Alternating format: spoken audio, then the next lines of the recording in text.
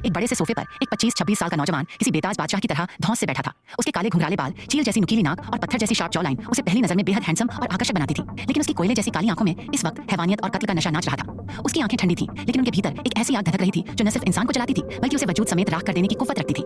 गहरे नीले रंग का महंगा 3 पीस सूट पहने उस शख्स के दोनों तरफ 2 बेहद खूबसूरत लड़कियां बैठी थीं, जो उसके गुस्से को देखकर अपनी सांस लेना भी भूल गई थीं।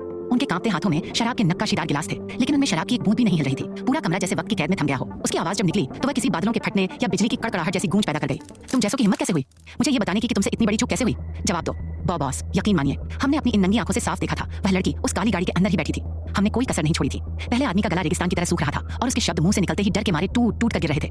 हाँ बॉस, वह गाड़ी हमारे सामने ही जोरदार धमाके के साथ ब्लास्ट हुई थी। उस आग के गोले से कोई परिंदा भी नहीं बच सकता था। वह तो फिर भी एक लड़की थी।